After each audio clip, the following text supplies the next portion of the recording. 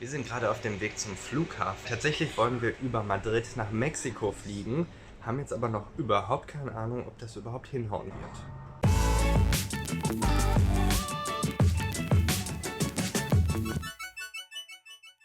Über die dortige Situation spreche ich jetzt mit Daniel Die Jabor. Zahl der Todesopfer war zuvor binnen eines Tages um fast 800 in die Höhe Werden geschnellt. wir alle Reisen von Europa in die USA für die nächsten 30 Tage arbeiten aussetzen. an einem großen, ja lebenswichtigen Ziel. Sieht alles gut aus. Ich würde auch nicht sagen, dass es hier leerer aussieht als sonst. Kurz vor 10, vor 9 sind wir hier am Flughafen. Ist eigentlich an einem Samstag eine gute Zeit, würde ich sagen, um abzureisen. Wir schauen mal, wie das an den Gates aussieht und dann natürlich im Flugzeug, ob da einige freie Plätze sind. Ich denke, nach Madrid, so um diese Jahreszeit, sollte es eigentlich restlos ausverkauft sein.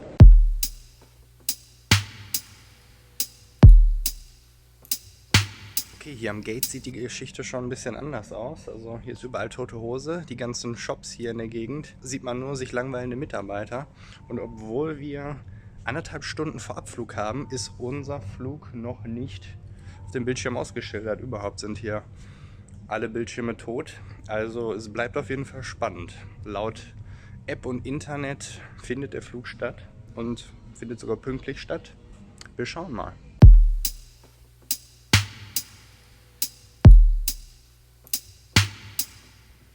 Wir sind im Flieger, er ist tatsächlich angekommen. Mit leichter Verspätung. Es ist auf jeden Fall ein sehr kleiner Flieger, ungewöhnlich klein für eine Reise nach Madrid, würde ich sagen. Viele ältere Herrschaften, die ja besonders gefährdet sind dabei. Einige schützen sich oder versuchen sich vermeintlich mit Mundschutz zu schützen. Einige haben auch Handschuhe an, was ich nicht verstehe, inklusive des Stewardessen hier. Das bringt meiner Meinung nach nicht sonderlich viel, wenn man sich damit trotzdem irgendwie im Gesicht rumtatscht. Aber naja, ein älterer Herr hat sich ein Actimel vorher gegönnt. Der war cool. Der Das ist mein Hero. Genau, der ist jetzt auch sicher.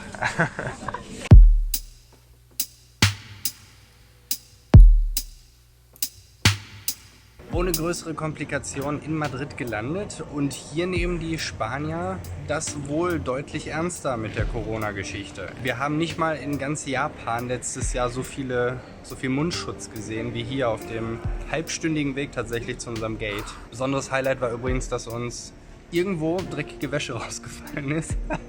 War die dreckig? Du hast gesagt, die war dreckig. Ich fand deine Socken sah sehr dreckig aus und der Schlüpper sah auch nicht so. Also wenn wir jetzt irgendwelche Socken vermissen, die zweiten, dann wissen wir, wo sie in Madrid. In Madrid. Genau. Ich entschuldige mich mal eben ganz kurz. Ist das, das ist abgeschlossen. Abgeschlossen ist nämlich ein gutes Stichwort, weil hier sind grundsätzlich alle Shops einfach dicht, komplett dicht, Rollläden runter. Nur die Restaurants und Cafés sind noch offen. Unser Cancun-Flug da hinten ist zumindest schon angeschlagen. Wir sind noch guter Dinge. Vielleicht kommen wir nicht ins Land rein, aber bis jetzt. Ja, das wäre ja schon wieder großartig. Die schicken uns erstmal eine halbe Stunde lang durch den gesamten Flughafen vorbei an Tausenden von Menschen. Dann färchen die ein mit Hunderten von Menschen in einen Bus, den sie eine halbe Stunde stehen lassen. Und dann fahren sie mit dem Bus für den kompletten Flughafen zurück, damit wir hier einsteigen können. Also organisationstechnisch ist das hier bei den Spaniern absolute Königsklasse. Mein Favorit war übrigens gerade im Bus so ein kleines Mädchen. Fetten Mundschutz um den Hals, Chips am Futtern, mit den Händen natürlich, leckt sich dann genüsslich die Finger ab und dann wischt sie sich noch mit der Hand 2 Minuten lang durch das ganze Gesicht. Also, Das war lecker und Hygiene. Ja. Ich finde, das sollten wir alle so auf machen. jeden Fall. Die Welt wäre ein besserer Ort. Jetzt habe ich schon meinen ersten Film durchgeguckt und wir stehen hier immer noch seit guten 2 Stunden im Flieger, ohne dass sich irgendetwas rührt. Sag das nicht. Ich dachte, das wäre noch gar nicht so mega lang. Doch, ich befürchte leider schon. Scheiße.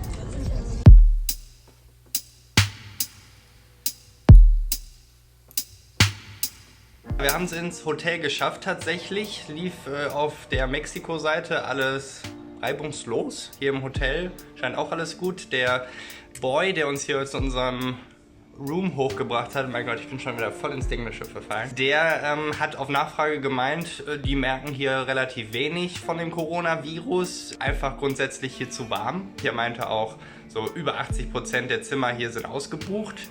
können wir nicht so ganz glauben. Es ist nirgendwo wirklich voll. Also weder am Pool, noch in den Restaurants, noch in der Lobby oder so. Ist schwer zu sagen. Ich finde es auch sehr, sehr schwer, das Ganze einzuschätzen. Erstmal macht es einen sehr luftigen Eindruck. Also es ist nicht so, dass man jetzt irgendwie immer dicht bei dicht sitzt oder extrem viele Leute um sich hat, was ja schon mal sehr, sehr schön ist. Genau, dann haben wir noch bei einer amerikanischen Lady jetzt Touren gebucht. Die hat wieder ein ganz anderes Bild vermittelt. Die Touren werden jetzt auch mehr oder minder zusammengelegt und was vorher jeden Tag gefahren ist, wird jetzt auf einzelne Wochentage beschränkt, weil bei denen, die haben tatsächlich so eine 60-prozentige Stornierungsrate im Moment. Ja, was uns tatsächlich schon irgendwie gewundert hat, weil wir eben so gar keinen Effekt gemerkt haben. Ne? Wir sind zwar mit Verspätung hier hingekommen, aber... und der Flieger war eigentlich auch voll. Ja, also ein paar Probleme, Plätze waren leer, aber ansonsten... Ja. Sie hatte wohl irgendwie einen Freund am Flughafen, der da zum Bodenpersonal gehört und der muss gerade um seinen Job bangen, weil einfach auch so viele Flüge gecancelt werden. Sind wir jetzt auch von betroffen. Heute Morgen haben wir die E-Mail bekommen, dass unser Rückflug gestrichen wurde und auf den Tag danach verschoben wurde. Ist für uns jetzt erstmal noch halb so wild, weil es noch ein Sonntag ist. Das heißt, wir kommen immer noch am Montag zur Arbeit. Aber es ist auf jeden Fall schon mal, oh, okay, Samstag waren wohl so viele Stornierungen des Fluges, dass die sicherlich 2 Flüge einfach mal zusammengepackt haben. Ja. Also es bleibt auf jeden Fall weiterhin spannend, ob wir hier irgendwie nochmal wieder wegkommen. Ob die Grenzen in Deutschland dann noch offen sind, damit wir da reinkommen, aber wir halten euch auf dem Laufenden. Genau.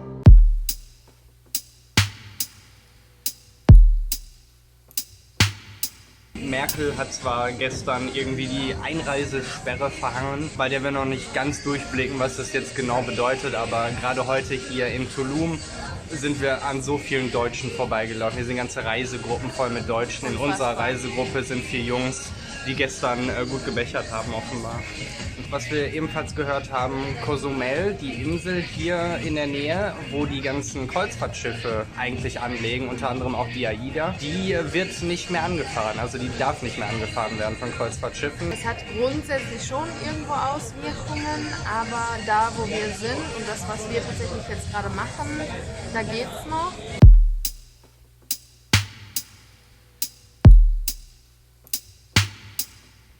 Jeden Tag ist was Neues hier los. Gerade kommen wir zurück von unserer Chichen Itza Tour, die ja vorverschoben wurde, weil ab dem 20.03.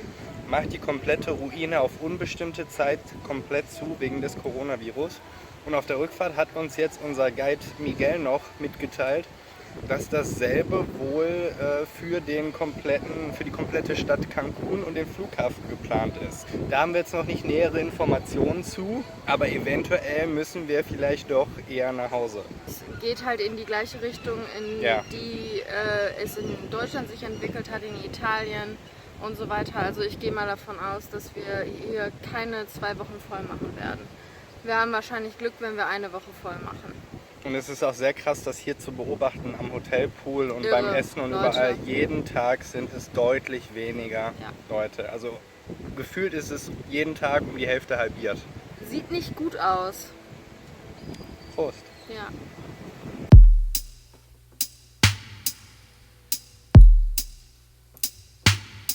Ja, es kam, wie es kommen musste. Gerade hat das Hotel angerufen um 8:45, Bianca war schon am Schlafen, dass das Hotel ausschließen wird. Nächste Woche am 25. 4 Tage, bevor wir eigentlich abreisen sollten. Und weil wir immer noch nicht so das Vertrauen in unsere Airline haben, dass die tatsächlich fliegen können, weil es gibt gerade Meldungen, dass die nach Düsseldorf und nach Frankfurt oder von Düsseldorf und Frankfurt keine Flüge haben werden, dass da alles gestrichen wurde. Deswegen haben wir immer noch nicht so das Vertrauen darin, dass dann am 29. der geplante Flug tatsächlich stattfindet. Die Hotline ist derzeit nicht besetzt, erst in 3 Stunden wieder. Entsprechend haben wir jetzt kurz entschlossen neue Flüge gesucht. Zurück nach Deutschland, irgendwo in Deutschland. Wir sind bestimmt 5 Buchungen komplett bis zum Ende durchgegangen, bevor dann das Ergebnis kam, dass alle Flüge weg sind, dass die Reservierung doch nicht stattfinden kann, doch alles ausgebucht ist. Über Expedia bin ich dann noch auf einen Flug über Washington nach Frankfurt gestoßen, den ich buchen konnte und gebucht habe. Dummerweise ist ja das Problem mit der Einreisesperre für die USA. Wir sind uns nur nicht ganz im Klaren darüber, was Einreise genau bedeutet, da wir ja eigentlich auf internationalem Boden im Flughafen bleiben und nur in den nächsten Flieger springen. Ich kann auch jetzt nicht in den Flug einchecken, weil ich dafür bestätigen muss, dass ich nicht aus Germany komme, beziehungsweise in den letzten 14 Tagen nicht in Deutschland war. Also ich werde in 3 Stunden erstmal nochmal Air Europa anrufen und die Lage checken. Dann werden wir morgen früh zum Flughafen fliegen und uns da am Check-in-Desk beraten lassen. Und entweder fliegen wir dann mit denen oder wir kommen zurück ins Hotel, suchen uns für die letzten 4 Tage nochmal eine andere Unterkunft und hoffen, dass der Flieger am 29. abhebt. Ja, angespannt. In diesem Falle, wir haben den Flug von Cancun nach Madrid bestätigt, aber der Flug von Madrid nach Düsseldorf ist cancelled. Momentan, wir können nicht fliegen nach Deutschland. Mal schauen, was können wir machen.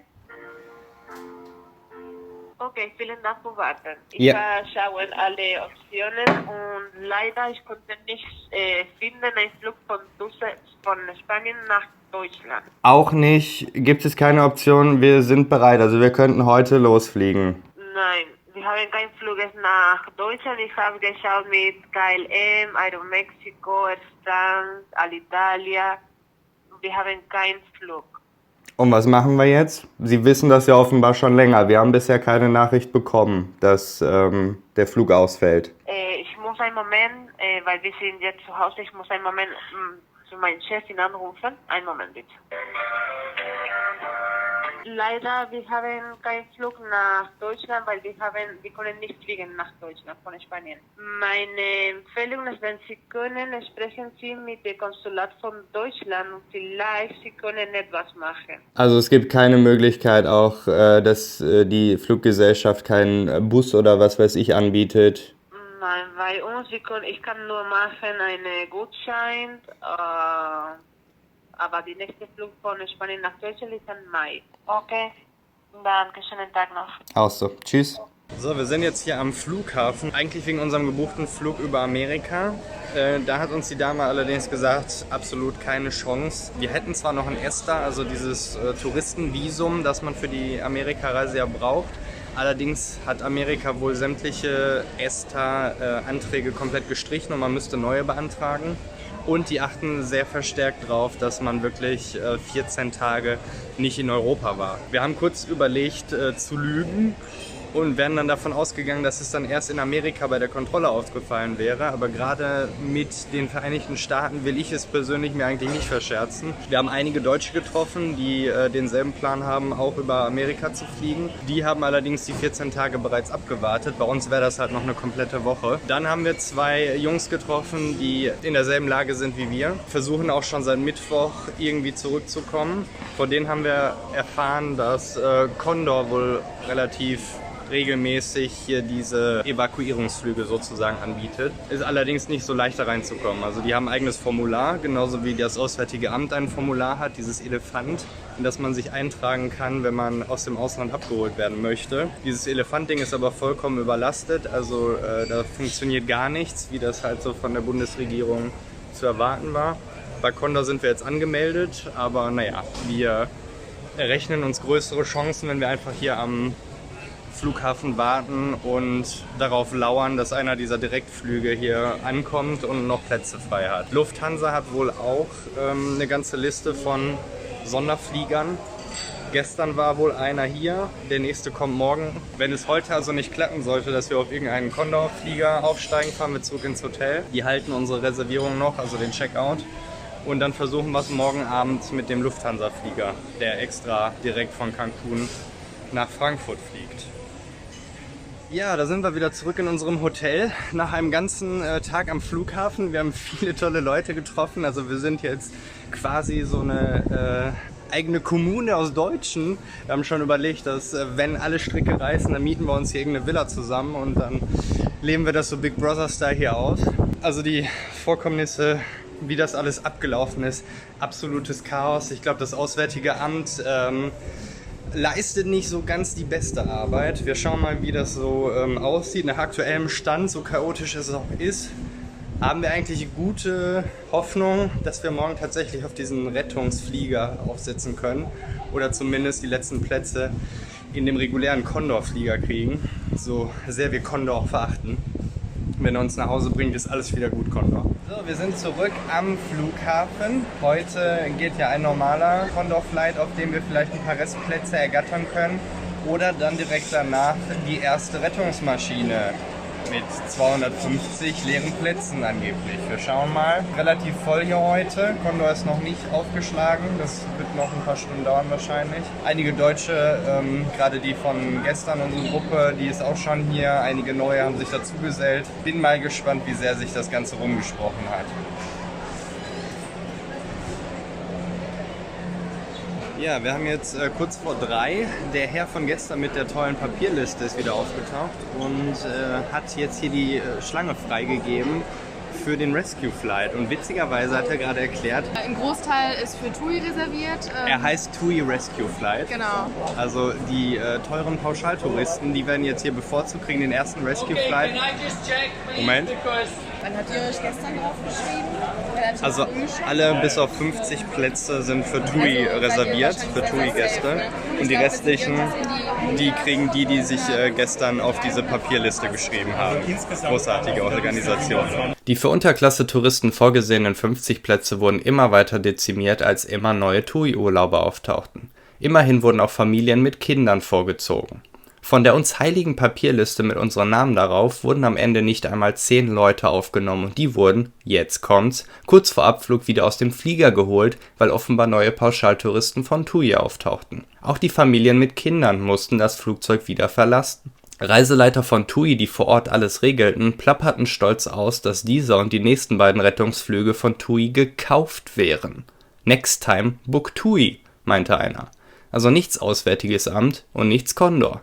Letztere haben ihre regulären und ausgebuchten Flüge über die nächsten Tage ja sogar kommentarlos gestrichen, offenkundig, um sie gewinnbringend an zahlungsstarke Reiseveranstalter zu vermieten. Großkotzig werden aber dennoch all diese Flieger als allgemeine Rettungsflieger angepriesen.